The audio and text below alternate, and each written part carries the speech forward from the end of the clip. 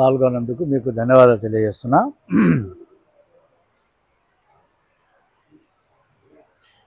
నేను 70లో ప్రారంభించిన ఉద్యమం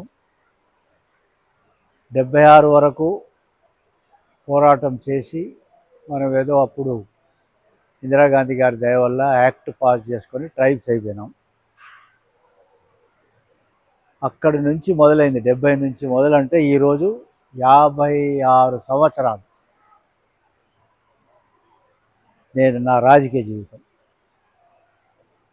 56 సంవత్సరాలలో మీ అందరికీ తెలుసు, 1978లో నేను, రాజశేఖర రెడ్డి గారు, చంద్రబాబు నాయుడు, కె చంద్రశేఖరరావు, మేము నలుగురం అప్పుడు యూత్ లీడర్స్.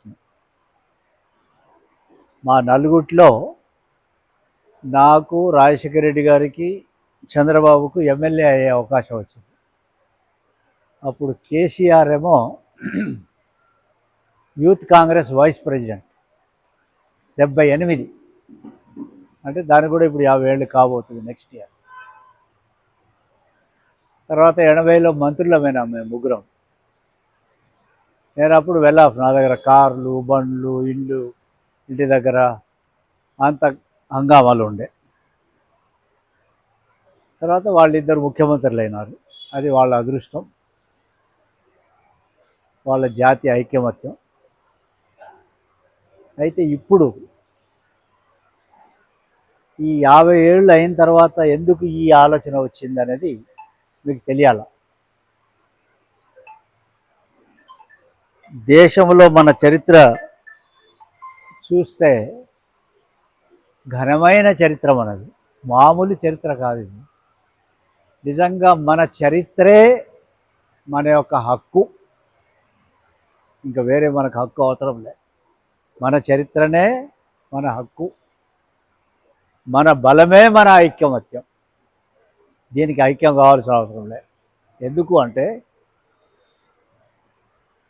లక్కీ బంజారా ప్రపంచంలోనే బాహుబలి, అత్యంత ధనవంతుడు, తర్వాత బాహుబలి. మనం పిక్చర్ చూసినాం బాహుబలి, కానీ అంతకన్నా గొప్ప బాహుబలి.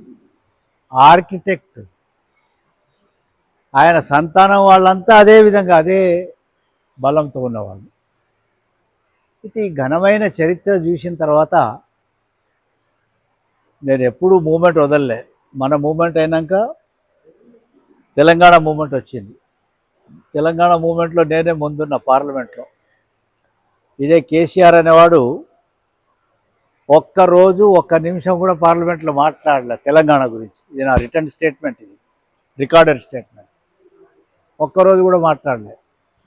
వేరాజ్ రవీంద్ర నాయక్, ఏ tribal who spoke several times in the parliament for the necessity of Telangana creation. నేను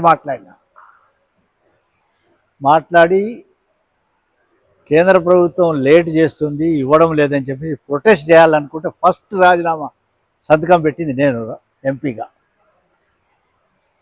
ఇది రెండవ చరిత్ర నాది. ఒకటో చరిత్ర ఏమో మనం ట్రైబల్స్గా గుర్తించబడడం, రెండవది రాష్ట్ర సాధన, ఇప్పుడు మూడవది జాతికి ఏదన్నా చేయాల, ఇంత గొప్ప జాతి. అయితే నేను 70 నుంచి 76 వరకు ఏ శక్తి నాలో ఉండిందో మా తల్లిదండ్రుల ఆశీర్వాదంతో, మా తల్లిదండ్రులు ఇప్పటికి ఉన్నారు, 105 ఇప్పుడు పూర్తి చేసుకోబోతున్నారు. వాళ్ళ ఆశీర్వాదం, శివరాజ్ మహారాజ్ దయ, ఆతిరామ్ బావోజీ, నరామయాడి, మీ అందరి తల్లిదండ్రుల ఆశీర్వాదం అనుకోండి. నేను అదే శక్తిని ఇప్పుడు కూడగట్టుకున్నా. ఆ శక్తితోనే గత సంవత్సరం బంజారా భారత్ ప్రారంభించినాము. ఈసారి నా 55 సంవత్సరాల జీవిత ఎక్స్పీరియన్స్ని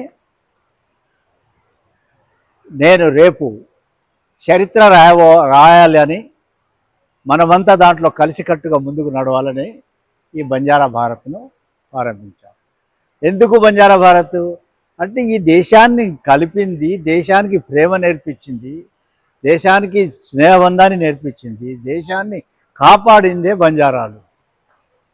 అటువంటి బంజారా జాతి స్వతంత్రం వచ్చినాక ఇప్పుడు ఎక్స్ప్లైట్ చేస్తున్నారు ఓట్లు తీసుకొని. సో నేనేమంటున్నానంటే